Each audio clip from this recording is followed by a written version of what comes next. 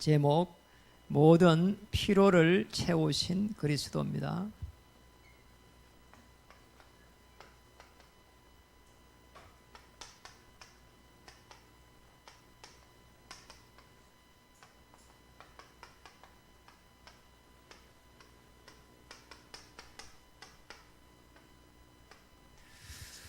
한번 옆에 분들한테 인사하겠습니다. 그리스도는 내 인생의 주인이십니다. 오늘 제목이 모든 피로를 채우신 그리스도, 그렇습니다. 그리스도 내 인생의 주인으로 삼을 때에 그리스도는 충분하게 될 것이고 또 완전하게 될 것이고 모든 것임을 알게 될 것입니다. 지난주에도 그런 이야기 했습니다. 제가 제1인생, 제2인생, 제3의 인생, 근데 제2의 인생을 산 것이 그냥 교회를 다닌 거예요. 그냥 교회를 다니는데 계속 해가지고 이게 들어온 겁니다. 나도 모르게 어느 날 이게 들어온 거 있잖아요. 좀 이렇게 컨디션이 좋으면은 할렐루야 되는데 컨디션이 좀 안 좋으면은 그냥 딱 땅으로 들어가는 느낌 들면은 야, 이렇게 하면 어떻게 되지? 이런 생각이 들고요. 또 뭐 이렇게 교회다 집이다 경제적으로 이렇게 좀 뭐 어려움이 오고 말리면은 왜 이렇게 될까 말이에요. 나는 왜 이럴까? 이런 생각이 드는 거 있잖아요. 예, 어느 날 제가 복음이 이렇게 훈련을 통해서 강해지면서 시대마다 보니까 복음을 가진 자들은 전부 하나님께서 쓰시는 거 있잖아요. 그리고 그들을 통해 가지고 현장을 정복하게 하고 저 가나안 땅에 간 비밀을 가지고 있는 아브라함을 조건 없이 축복하는데 너를 축복하는 자를 내가 축복하고 너를 저주하면은 내가 저주해버리겠다. 아니 이런 축복을 줬단 말이에요. 그래서 제가 느낀 게 있습니다. 이게 불신앙이라고 하는 이거는 이게 사단이라고 하는 존재가 우리의 생각과 마음에 계속해서 들어오구나. 불신앙할 수밖에 없는 이유만 찾아도 저는 이렇게 복음을 받으면서 왜 불신앙이 들어온지 끊임없이 이렇게 보게 됐습니다. 그리고 현장에 가보니까 더 정확했습니다. 우리가 해결할 수 없는 많은 근본적인 이유가 있는 거예요. 내 중심으로 사는 거, 또 가정 중심으로 사는 거, 세상 중심으로 사는 이런 모든 곳에 사단이 가장 강하게 역사하는 거 있잖아요. 아니 내 가정을 내가 지키겠다고 하고 내가 이렇게 가정 중심으로 사는데 이게 왜 말 나쁘냐 말이에요. 그런데 예수 하나님께서는 우리 인간을 부르자마자 땅끝까지 이르러 내 정의 되리라. 창세기 1장 27절 28절에 보면은 정복하고 다스리라. 예수님도 땅끝까지 이르러 내 정의 되리라 그랬단 말이에요. 그러니 하나님 오신 예수님도 그렇게 말했고 우리를 창조하신 하나님도 이렇게 정복하고 다스리라 그랬다. 우리가 가정이 이렇게 내 가정을 갖다가 잘 꾸미는 것도 이렇게 땅끝까지 정인되기 위해서 해야 되고 그리고 내 업업도 잘 돼야 되는 이유는 땅끝까지 정인돼야 하기 때문에 그런 거고 내 개인이 잘 돼야 되는 것도 땅끝까지 정인되기 때문에 잘 돼야 되는 겁니다. 거기 아니면은 안 되거든요. 거기 아닌 상태에서 계속 해가지고 가니까 불신앙이 들어. 왜냐 여기에는 사단이 끊임없이 들어오거든요. 사단의 제1공격이 불신앙이에요. 자꾸 생각을 타고 들어오거든요. 그래서 여기에 치유받기 위해서는 반드시죠. 복음이 아니면 안 되는 거잖아요. 꼭 기억해야 됩니다. 우리가 한 번씩 보면은 여기에 쏘가보는 거잖아요. 우리가 이런 부분들을 여러분 잘 이렇게 이제 좀 어릴 때부터 믿은 사람들은 그게 잘 이해가 안 된다 그래요. 실제적으로 그런 분 많거든요. 그래서 그런 분들은 빨리 현장을 보면서 여러분 주위에 가서 한번 진짜 이야기해 보시나요? 진짜 복음이 없어가지고 너무 어렵다 하는 사람 많습니다. 저는 이제 이야기를 쭉 들어보면은 제가 말 이렇게 할 게 별로 없어요. 왜냐 다 이렇게 보이니까 저거는 창세기 3장이구나 말. 저거는 창세기 6장이구나 말. 저거는 창세기 11장이구나 말. 이렇게 보이는 거예요. 그래서 가장 중요한 부분입니다. 우리가 승리할 수 있는 가장 중요한 부분은 이 복음을 받은 사람들은 빨리 하나님의 말씀을 가지고 기도하는 겁니다. 어떻게 기도하느냐? 내 마음에 하나님의 말씀을 담는 겁니다.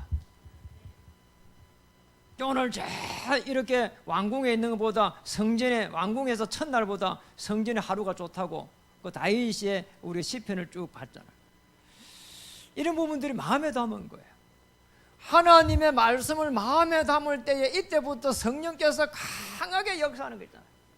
성령께서 강하게 역사하는 가장 빠른 길이 뭐냐? 말씀을 마음에 담는 거예요. 그리고 이 말씀을 가지고 현장에 가서 예수는 그리스도 하나님의 나라 성령 충만함을 전달할 때 성령께서 가장 강하게 역사해요. 여러분 마음에 담는다는 말을 한번 보세요. 여러분 이 눈을 봐도 저 사람은 마음의 창이 눈이다 이렇게 이야기하기도 하거든요. 그래 마음이 이렇게 딱 편안한 사람은 눈이 편안하게 보인다 이렇게 말하는 거 아닙니까?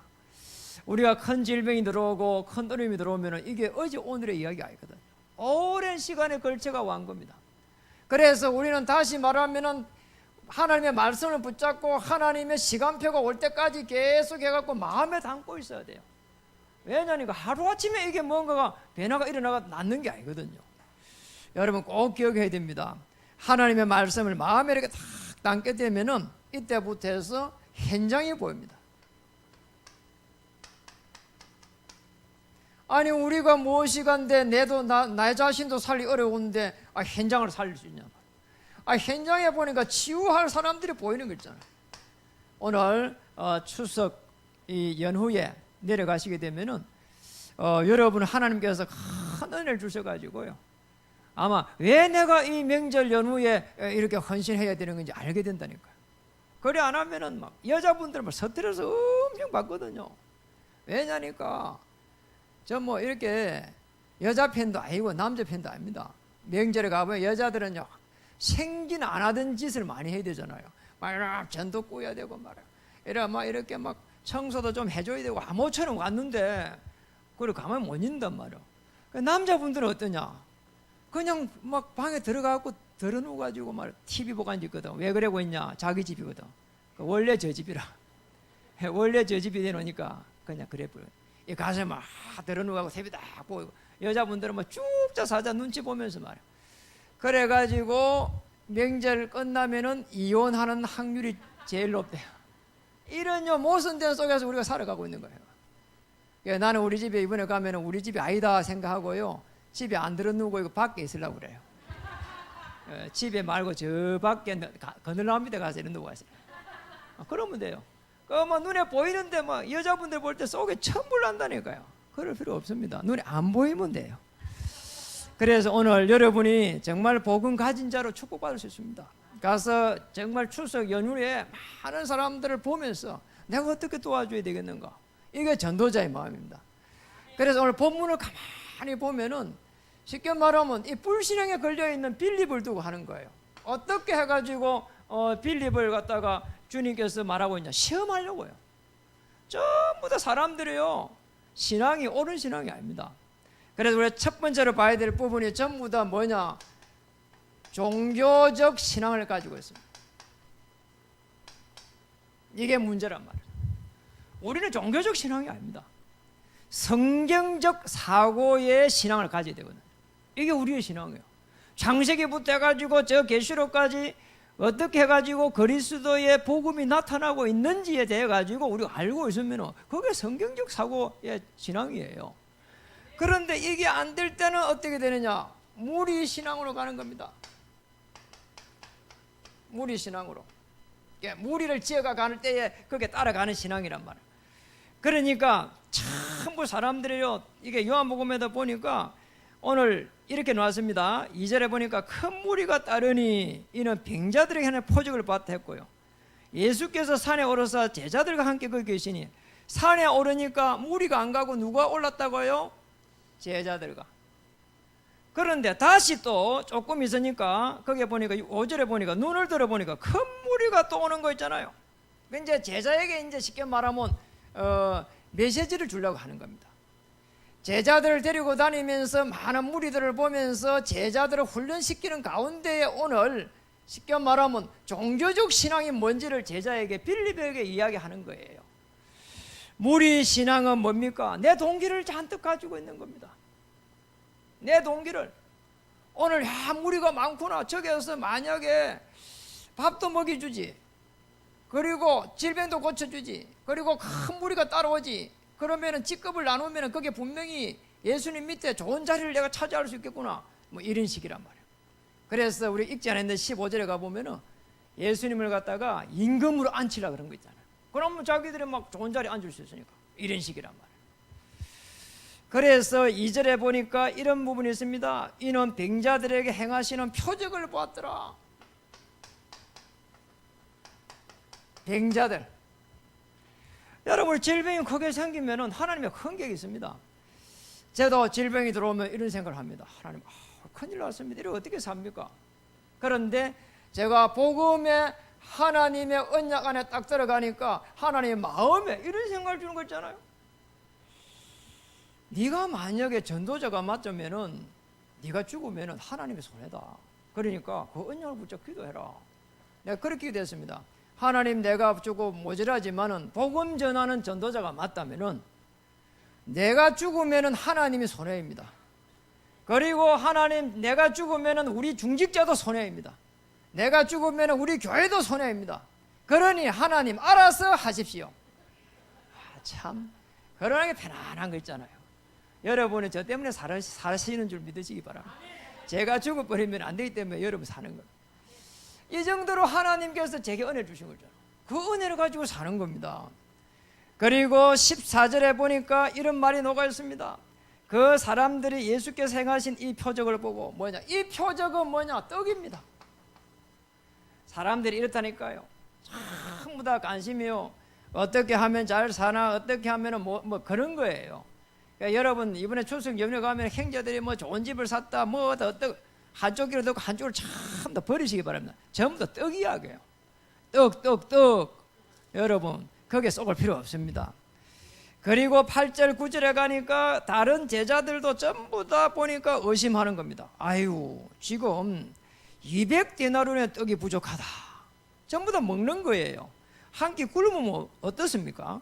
한 사람 이렇게 말합니다. 한 아이가 있어 보리떡 5개와 물고기 2마리 가지고 있는데 그거 가지고 어떻게 저 많은 사람을 배불리 먹을 수 있겠습니까? 전부 다 뭐냐? 육신적인 거 있잖아요. 그렇게 이 의심을 하는 겁니다. 저는 요즘 그런 생각이 듭니다. 내가 정말로 이렇게 간신히 먹고 살기 위해서 사는 것 같으면 안 사는 것도 괜찮은 거다. 이게 꼭 내가 먹고 살기 위해서 이렇게 하나님 목회를 해야 되겠습니까? 그래 안 할 수 있도록 하나님 은혜를 주옵소서. 그런 결단하니까 얼마나 마음이 편한지 모르겠어요. 맞잖아요. 여러분도 생업 현장에서 여러 가정을 지키기 위해서 이렇게 생업을 한다고 하면 이마도 비참한 일이 없거든요. 우리 하나님의 사람들이 간신히 개우 밥 먹고 살기 위해서 우리를 부르신 게 아닙니다. 한 시대에 말씀이 끊어진 시대에, 이상이 끊어진 시대에, 언약이 끊어진 시대에 그 언약을 전달할 수 있도록 우리에게 증거를 주시려고 이 어려움을 통과할 수 있도록 은혜를 주시고 이렇게 해야 됩니다. 그래서 여러분 강야의 이 시대에 여러분이 맞이했다고 하면은 그 감사할 수 있어야 돼요. 이 강야 시대에 하나님이 메추라기 만나를 주셨는데 나도 그걸 갖다가 먹으면서 메시아 그리스도의 그 능력을 체험할 수 있도록 하나님이 은혜를 주셨구나. 그런 생각하면 됩니다. 절대로 전도자는 하나님께서 책임지신다. 그리고 하나님은 전도자를 통해서 현장을 정복시킬 것이다. 그리고 나가 전도자가 맞다면 우리 가문은 변화되게 될 것이다. 그 언약을 붙잡아야 돼요. 틀림없습니다. 이게 안 되면은 다시 어떻게 됩니까? 인본주의를 씁니다. 인본주의 신앙. 누굽니까? 빌립입니다. 이런 일이 났습니다. 빌립이 말이에요. 6절에 보니까 이렇게 말씀하시면 친히 어떻게 하실지를 아시고 일부러 그런 건데 그걸 모르는 거 있잖아요. 빌립을 시험하고자 했는데 빌립은 당장 뭐냐? 200데나리온의 떡이 부족하다. 계산이 어마어마하게 빠른 거 있잖아요. 우리가 살아가는데 눈치가 빨리 있든지 아니면 계산이 빨리 있든지 그래야 되잖아요. 그런데 지금 여기에서 말하는 이 지금 계산이 뭐냔 말이에요. 그렇잖아요. 아니 이 계산은 그리스도의 능력이 없고 내 생각에 맞춘 계산이기 때문에 이거는 안 된다 이 말이에요. 맞잖아요. 아니 계산을 빨리 하면 얼마나 좋아요. 아이 죽을 고비야 이게 당장 월이 오는데 그거 딱 맞춰가지고 멈출 수 있다든지 뭔가 계산이 빠르면 좋은 거예요. 그렇잖아요. 맞잖아요. 아이 그런데 이 빌립의 계산은 그게 아니란 말이에요. 내 생각에 맞춘 계산이라, 육신적인 내 계산이란 말이에요. 다르게 보면 인본주의 계산이라, 더 크게 보면 종교적 계산이라. 그래서 아니라 이 말이죠. 여러분이 꼭 기억해야 됩니다. 내 생각이 다 맞는 게 아닙니다. 그래서 사람들을 수용할 수 있어야 되고, 다른 사람 의견도요 맞다고 좀 해볼 수 있어야 돼요. 그게 큰 그릇입니다. 왜냐? 그런 것 때문에 우리에게 어려움을 줄 수 있거든요. 하나님은 사랑하시기 때문에 바로 목을 치면 안 되니까 육신적인 어려움을 주는 거예요. 기억해야 됩니다. 빠른 계산은 좋지만은 내 생각에 그리스도의 능력을 한정시키는 계산이라면은 차라리 못한 거예요. 그거는. 그러면서 잘 봐야 됩니다. 8절 9절에 보면은 끊임없이 이렇게 의심하잖아요. 다른 제자들도 마찬가지인 거예요. 다른 제자들 똑같아요. 그래서 무리를 가지고 다르게 보면은 제자 훈련을 지금 하시는 것이다. 이렇게 보면 됩니다. 그러면서 또 봐야 될 게 13절에 보니까 이런 부분이 있습니다. 이에 거두니 보리떡 5개로 먹고 남은 조각 12바구니에 이렇게 찼더라. 부태가 쭉 내려가 보면은 15절에 보면은 14절에 세상에 오실 그 선지자를 하되다 다음에 15절에 보면은 그래서 임금으로 삼으시는 줄 아시고 다시 혼자 산으로 떠나가시니라. 그 5,000명을 먹이고 남은 그것을 보면서 결국은 따라온 여론 신앙입니다. 아니면은 군중 신앙이란 말이에요. 이렇게 하면 안 된다. 이 사람들은요 여러 사람 있을 때만 큰 소리 쳐요. 혼자서 조용하게 묵상하면서 하나님의 나라와 성령의 그 역사를 체험해야 되는데 그게 아니란 말이에요.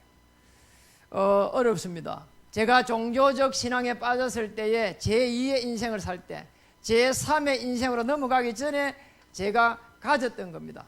그때에 제가 가장 제게 와닿았던 게 뭐냐, 고린도전서 15장 3절에서 4절에 이 사건이 어쩌면은 지상 최대의 사건이다.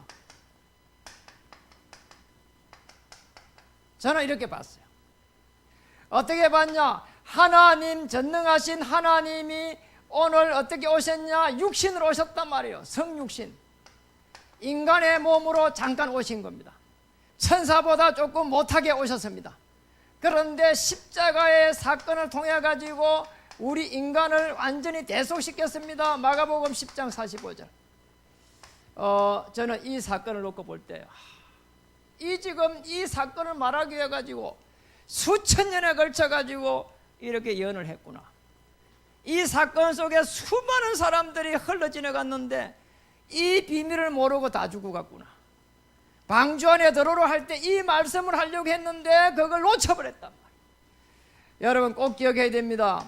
지금도 부활하셔서 보좌에서 하늘 우편에 계시고 우리와 지금 성령으로 함께 하신다 말이에요. 한번 보세요. 이게 지상 최대의 사건입니다. 이 땅에 지상 최대의 사건이 뭐겠습니까? 우리나라가 어려움이 오가지고 뭐 핵전쟁이다. 그 지상 최대의 사건이 아닙니다. 왜냐? 하나님이 전쟁을 쥐고 있으니까. 이 땅의 지상 최대의 사건은 뭐냐? 우리가 태어난 거 맞습니다. 그리고 결혼하는 거 맞습니다. 그리고 뭔가 중요한 이슈가 있는 거 맞습니다. 그러나 정말 우리가 하나님의 사람이 맞다면은 좀 조용한 시간에 내가 무릎 꿇는다면은 이 지상 최대의 사건이 이해될 겁니다. 이 지상 최대의 사건을 내 사건으로 만들 수 있다면은 여러분 지상 최대 사건의 주역이 될 것입니다. 나는 아무것도 아니구나. 나 피조물이구나. 나 같은 인간을 갖다가 구원하시기 위해 가지고 정말 영세전에 창세전에부터 준비하신 계획하신 그 경륜 속에서 오늘 나를 부르셨구나. 그렇다면 여러분과 저는 보통 존재가 아닙니다. 정말 여러분 기억해야 됩니다. 나 같은 사람이 뭐를 해? 이 생각을 버려야 된다니까요. 아닙니다. 여러분 한 명을 피로 값주고 세우기 위해 가지고 수천 년에 걸친 하나님의 경륜이 이 지상 최대 사건 속에 있는 겁니다. 이 축복을 누리기를 주님의 이름으로 축복합니다. 그렇다면 여기에서 제2의 인생에서 넘겨진 게 뭐냐? 두 번째입니다. 복음적인 신앙입니다.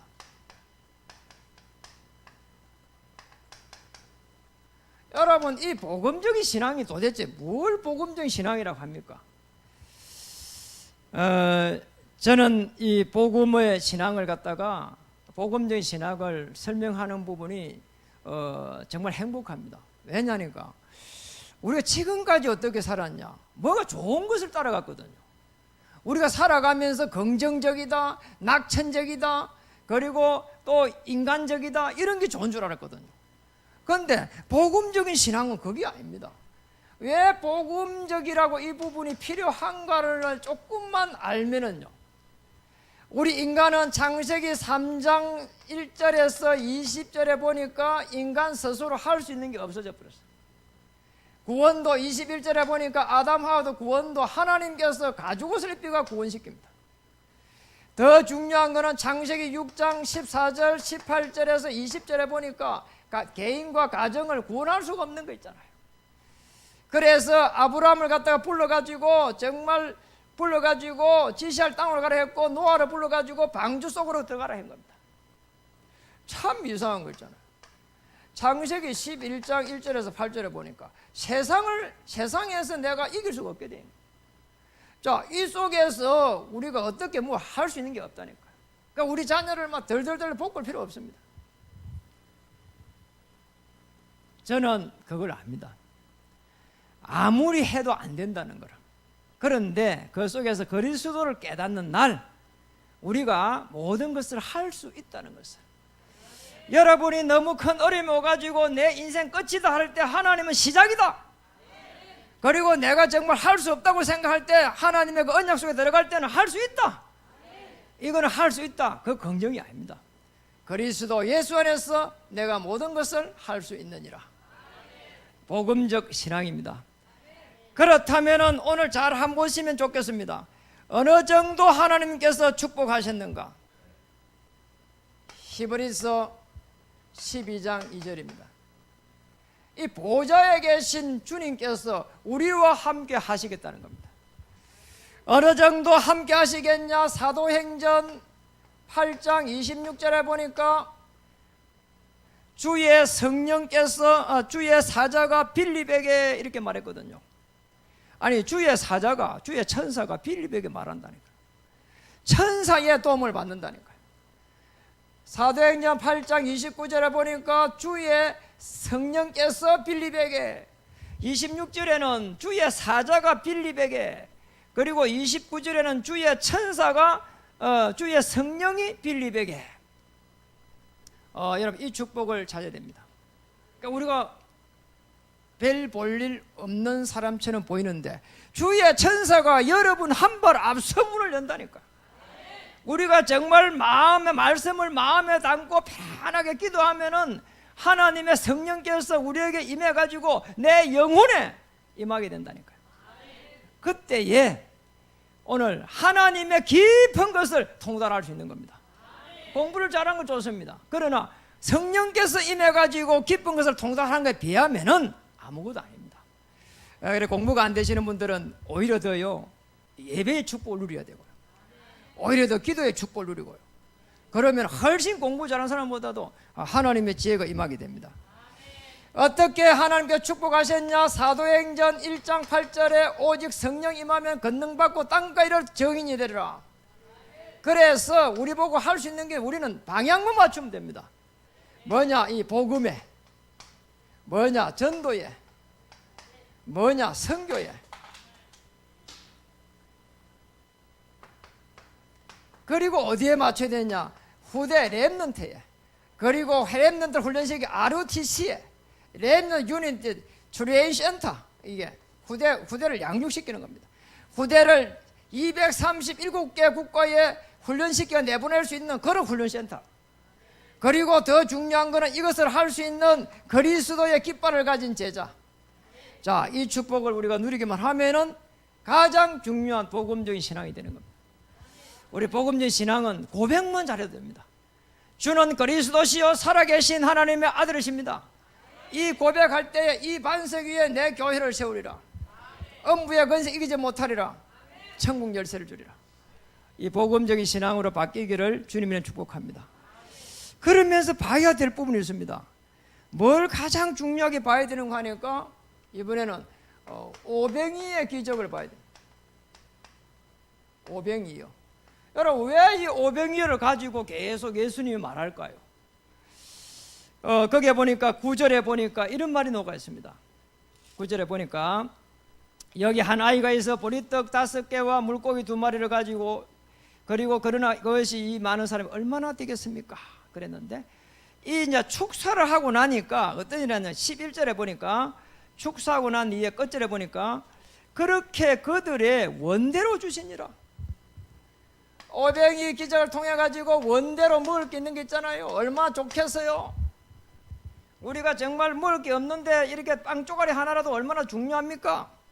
그리고 12절에 보니까 그들이 배부른 후에 배부르게 먹었습니다. 우리가 배고플 때는 얼마나 좋습니까? 다 먹고 살려고 막 그렇게 몸부림치잖아요. 우리가 먹는 것도요, 진짜 하루 이틀 아무것도 안 먹으면요 어마어마하게 충격적이라니까.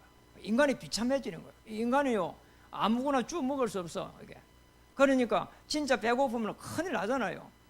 이게 지금 그 많은 군중들이 말이요 한 끼 해결 못하고 두 끼 뭐 해결, 이게 보통 일이 아니잖아요. 강야에서. 그리고 13절에 보니까 10절하고 13절에 보니까 5,000명이 먹었습니다.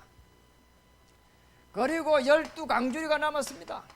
맨 처음에 시작은 오병입니다. 떡 5개, 이어입니다. 물고기입니다. 물고기 2개, 2개, 물고기 이 말이거든요. 물고기 2마리, 물고기 이 말이란 말이에요. 이걸 가지고 이런 일이 난 겁니다. 원대로 먹이고 배부르게 먹이고, 그리고도 5,000명이 먹고, 그리고도 또 이렇게 12강주리 남은 거예요. 여기 어떻게 적혀 있는지 모르겠는데요, 성경에는요 거의 대부분이 숫자가 노른 게 남자입니다. 여자는요, 그러면 여기 먹은 사람이 2만 명도 더 되는 거예요. 따지고 보면 그렇잖아요. 성경의 숫자들은 대부분이 남자만 쳐요. 왜냐하면 전쟁 때문에 그래요. 그럼 여기 2만 명도 더 먹은 거예요. 이렇게 많이 먹은 거예요. 그러니까 어떻게 그런 일이 일어납니까? 저는 이제 그걸 알겠더라니까요. 조금 후에 그냥 이야기하겠습니다. 이렇게 많이 먹였는데 예수님께서 제자들에게 진짜로 하고 싶은 이야기는 무엇일까? 그렇다면 우리에게 하고 싶은 이야기는 무엇일까? 그렇게 봐야 되잖아요. 이게 육신의 떡이 아니라 이게 생명의 떡에 대해서 이야기하는 겁니다. 자, 이렇게 많게 배불리 먹고 이렇게 배불리 먹고 이렇게 했는데 정말 이걸 가지고 영원한 그 생명을 얻을 수 있겠느냐? 잠시 아니냐? 그리고 영원한 생명이 아니면 행복할 수 있겠냐? 제자들을 훈련시키고 제자들이 전 지역에 나중에 파송받아 가야 되는데 이게 지금 육신의 떡을 가지고 가가지고 현장을 살려낼 수 없다 이 말이에요. 그 생명을 가지고 가야 현장을 살릴 수 있는 거거든요. 그 생명의 떡, 그걸 설명하기 위해 가지고 이렇게 비유로 한번 기적도 베풀고 그러면서 비유로 설명해 가는 겁니다. 간신히 밥 먹고 살기 위해 가지고 우리를 부른 게 아닙니다. 그래서 저와 여러분은 마태복음 6장 33절에 먼저 그의 나라와 그의 의를 구하라. 그리하면 모든 것을 더하여 주시라. 우리가 말하는 떡은 그리하면 모든 것을 더하여 주시라. 그 더하여 주시리라고 하는 그걸 먹어야 되는 거예요. 그렇다면은 에레미야 33장 1절에서 3절에 보면은 이 시대 포로 시대입니다. 말씀이 에레미야에게 임하시되 시대뜰에 이를 행하시는 여호와 그것을 지어 성취하는 여호와 말하노라. 부르짖으라 너는. 그러하면 크고 비밀한 일들을 내가 내게 보이리라. 부르짖으라 말도 그게 옳은 말, 그게 주어가 아니란 말이에요. 그리고 또 일을 행하는 것도 주어가 아닙니다. 가장 중요한 것은 뭐냐? 크고 비밀한 일이에요. 크고 비밀한 일을 보이려겠다는 거예요. 그리고 우리가 정말 생명이라고 하는 그리스도 예수 안에 복음 안에 들어가면은 크고 비밀한 일을 보이겠다는 거예요. 이 축복을 찾아야 됩니다. 생명의 떡에 관심 있는 여러분 되기를 바랍니다. 그렇다면 누가복음 11장 13절이 바로 이해가 되잖아요. 하물며 이렇게 거기서는 뭐라고 말했죠? 아무리 악할지라도 너희 자녀에게 좋은 것을 줄 줄 알거나 하물며 천부께서 아버지께서 구하는 자에게 성령을 주시지 않겠느냐? 성령께서 우리에게 임하실 때 하나님의 어마어마한 계획이 성취됩니다. 주의 천만 천사가 움직이기 시작합니다. 그렇다면 빌립보서 4장 14절에 그리스도 예수 안에서, 왜 그리스도 예수 아니냐? 모든 것을 다 할 수 있느니라. 그게 아니고 그리스도 예수 안에서 모든 것을 다 할 수 있느니라. 빌립보서 4장 19절에 그리스도 안에서 모든 피로를 채우시라. 십자가에서 피 흘릴 때에 내 인생의 근원적인 문제를 해결한 그 안에서 나는 모든 것을 할 수 있느니라. 모든 피로를 채우시리라. 말씀을 마치겠습니다. 오늘 저와 여러분을 부른 것은 정말 하나님께서 이렇게 부르실 때에 밥 먹고 살기 위해서 부른 게 아닙니다. 오늘 우리가 이렇게 종교적 이 신앙에서 불러가지고 생명의 떡으로 우리를 먹이시는 오늘 그리스도께서는 꼭 기억해야 됩니다. 여러분, 움직이는 곳마다 창조의 이 능력을 가지고 가라는 겁니다. 가는 정도가 아니고 이걸 체험해 보라는 거예요. 이걸 찾아야 됩니다. 오늘 이걸 본문에 찾아보겠습니다. 오늘 11절에 보니까 이렇게 나왔습니다. 예수께서 떡을 가져 축사하시고, 오늘 이 축사는 뭡니까? 예수님의 기도입니다. 그래서 우리는 예수님의 이름으로 기도합니다. 예수님에게 임해져 있는 그 어마어마한 하늘과 땅의 권세, 하늘을 움직일 수 있는 권세, 주의 천사가 움직이는 권세, 땅에서 움직이는 권세, 흑암 저주의 세를 꺾어버리는 권세, 이 부분입니다. 그래서 꼭 기억해야 됩니다. 오늘 우리는 할 수 없지만은 그리스도 이름으로 우리의 인생을 맡고 있는 모든 흑암의 세력들은 결박을 받고 떠나갈지어다. 자녀들 앞길을 맡고 있는 모든 어둠의 세력들은 그리스도 이름으로 결박을 받을지어다. 우리의 생업 현장의 미래를 맡고 있는 모든 어둠의 세력들은 그리스도 이름으로 결박을 받고 떠나갈지어다. 저는 그게 이해됐어요. 왜냐니까 저는 늘 그렇게 기도해요. 그래서 살아있잖아요, 멀쩡하게. 그리고 제가 정말 죽음의 위기에 가니까 아무것도 필요가 없는 거죠. 우리 인간이 할 수 있는 게 겨우 밥 먹는 그거 외에는 할 수 있는 게 없더라니까요. 움직일 수 있는 것도 없어요. 그리스도께서 내 인생의 주인이라고 하는 그 고백만 할 때만 하나님께서 하나님의 나라를 우리에게 주시는 거잖아요. 이 축복을 찾아야 됩니다. 예수님의 이름으로 그래서 기도합니다. 이게 그렇게 중요한 거예요. 그렇게 할 때 오늘 16절에서 21절에 보니까 어떤 일이 일어났습니까? 거기에 보니까 우리가 읽지를 안 했습니다. 16절에서 21절에 쭉 보면은 어떤 일이 나누고 하니까, 아니 예수님께서 배 물 위를 걸어가신다니까요.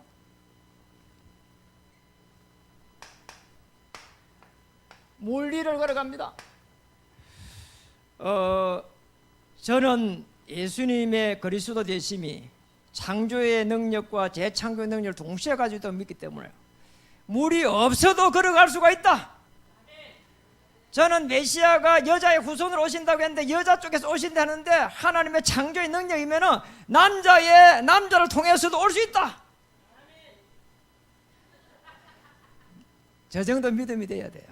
믿음 좋잖아요. 맞잖아요. 아니 남자를 통해서 못 올 일이 뭐가 있냐 말이에요. 하나님의 창조의 능력을 가지고 지금도 이 지구를 갖다가 조금 삐딱하게 해가지고 24시간 돌리고 있습니다. 넘어지지도 않고 있고요. 그리고 우리는 하나님이 주시는 그 풍성한 은혜 속에서 좋은 공기를 마시면서 이렇게 하나님을 찬양하고 있잖아요. 우주 만물의 저 많은 별들과 많은 생물들을 보면서, 꽃들을 보면서 하나님께서 왜 저렇게 많은 것들을 심어놨을까? 옛날에 저는 여기 종교생활 할 때는 몰랐어요. 정말입니다. 왜 이 꽃들이 이렇게 아름답게 보이는지 몰랐어요. 그냥 이 흙으로 나누면 안 되니까 있어야 되는 줄 알았어요. 어느 날 제가 제3의 인생을 살면서 언약 속에 있으니까 꽃들이 아름답게 보였어요. 그리고 허둥지둥 해가지고 늘 그리 살았는데 어느 날 복음을 가지고 보니까 음악을 듣는 건 너무 아름다운 거 있잖아요. 그러니까 요즘은요 집에 가면은 먼저 딱 켜는 게 음악을 들어요. 너무 좋은 거 있잖아요. 요즘은 공기가 이렇게 아름다울 수가 없구나. 공기가 눈에 보여요? 안 보이잖아요. 그런데 제가 제3의 인생을 사니까 공기도 아름답게 느껴지는 거 있잖아요. 아멘. 그러니까 여러분 눈에 안 보이는 거는 전부 다 어떻게 보면 더 좋은 것을 눈에 안 보이게 이렇게 감춰놨습니다. 더 숨겨놨어요. 그러니 걱정할 필요가 없어요. 오늘 물 위에 걸으시는 그리스도께서는 기적을 잠시 보여주시고 창조의 그 능력 속에 제자들이 들어가라고 말해요. 그 제자들은요 그걸 배워야 되는 거예요. 예수는 물 위에 걸어가고 있구나 이렇게 보고 있잖아요. 오늘 메시아 그리스도께서는 창조의 능력을 가지고 오셨구나. 십자가에서 피 흘릴 때에 우리 인생을 대속할 때는 재창조의 능력이 임하셨구나. 이 축복을 누리시기를 주의 축복합니다. 그리고 고린도전서 15장 45절에 보면은 고린도전서 15장 45절에 이런 말이 있습니다. 첫 사람 아담은 생명이 되었다 함과 같이 마지막 아담은 살려주는 영이라. 마지막 아담은 누구를 말합니까? 그리스도입니다. 그리스도께서 살려주기 위해서 살려주는 영으로 우리에게 오셨습니다. 하나님의 창조의 그 성령 하나님, 오늘 그리스도의 살려주는 성령 하나님, 이게 합해 성령입니다. 똑같은 하나님이에요. 성령 하나님. 그런데 성령 그리스도의 영은 뭐냐? 살려주는 영이라. 오늘 여러분이 한 발 앞서 움직이는 곳마다 모든 흑암 저주의 세력들이 꺾일 줄 믿습니다. 오늘 가문 살리는 주역 되기를 원합니다. 그래서 가가지고 뭐 이런 절대 이야기하는 전부 다 떡 이야기하구나 그렇게 생각하면 돼요. 여러분은 무슨 이야기 하라고요? 생명의 떡. 생명의 떡을 조금씩 띄워주는 전도자의 삶 되기를 바라고요. 영적 흐름을, 가문에 흐르는 영적 흐름을 변화시키는 주역 되기를, 또 거기에 하나님이 지혜를 주시기를 주님의 이름으로 축복합니다. 옆에 분에 한번 인사하겠습니다. 당신은 전도자이십니다. 기도하겠습니다. 이번 추석 연휴 동안 하나님 편하게 복음을 누리면서 영적 상태를 진단하고 생명의 복음을 전달할 수 있도록 우리 하나님 성령으로 충만케 하여 주옵소서. 영적 흐름을 변화시켜가는 주역으로 하나님 인도해 주시고 모든 피로를 채우신 그리스도의 오늘 복음의 말씀을 묵상하다가 지상 최대의 사건이 내 사건이 되게 하여 주시옵소서. 이것을 맡고 있는 모든 어둠의 세력은 근세 많으신 그리스도 이름에 무너지게 해주시고, 오늘 우리가 방향을 잘 맞추고 복음 전도 선교 후대 렘넌트 그리고 이렇게 제자 방향을 맞춰서 하나님의 하심에 정인되게 하여 주시고 후대들 앞에서 복음의 모델적인 창조의 축복을 누려갈 수 있도록 도와주시옵소서. 예수님의 이름으로 감사하며 기도드립니다.